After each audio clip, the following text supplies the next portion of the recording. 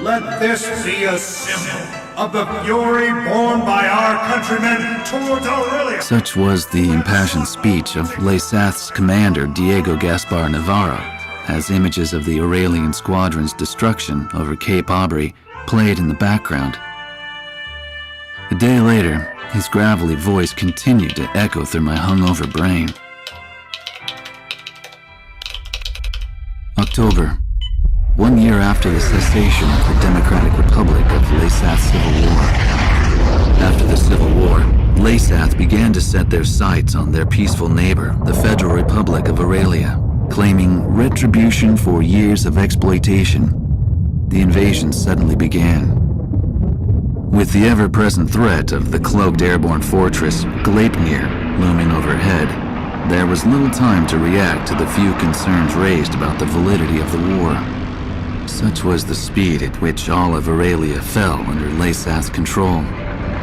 Well, not everything has fallen into their hands, but it's only a matter of time. Looking out over the capital, Gaius Tower is both home to Lesath's Central Command and the very symbol of its power. It was originally intended to be a symbol of Aurelia's peace. How ironic. As I looked up at the sun traveling the same old path across the sky, the rays burned my tired eyes. Damn it. I just wish I could finish covering this completely one-sided war and head back home. I'll never get used to being in the southern hemisphere with its backwards seasons.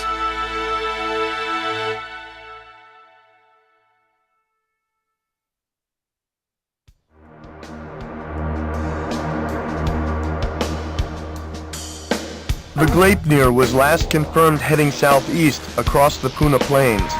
However, we lost all trace of it shortly after. Unfortunately, Aurelia's information network can provide no further details at this time. We'll just have to take what we can get.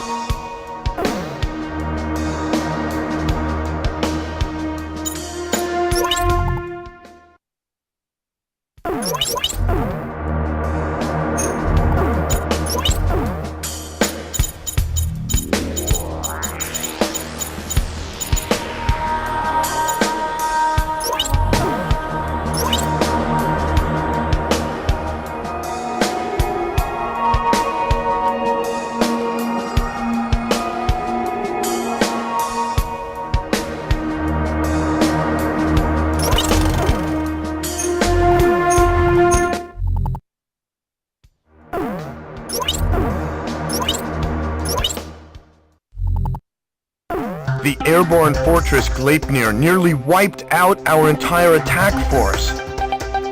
Even with you, sir, our remaining aerial attack strength is severely limited.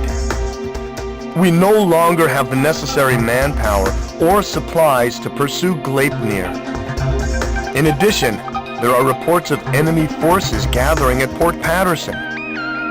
If we don't move soon, it will only be a matter of time before they attack from behind. Given the situation, we are left with only one plan of attack. On the Puna Plains lying between Aubrey Base and Port Patterson, Lesath forces have hastily constructed a resupply base to house the large quantity of supplies needed to support their troops. Attack Puna Base. Destroy all parked bombers and base facilities. Take away the enemy's ability to fight. If you succeed, we'll gain an important foothold for an attack on Port Patterson. And what's more, we'll gain the supplies we need to win this fight. Unless we succeed in taking this base, that's it for our supplies. Please don't fail, sir.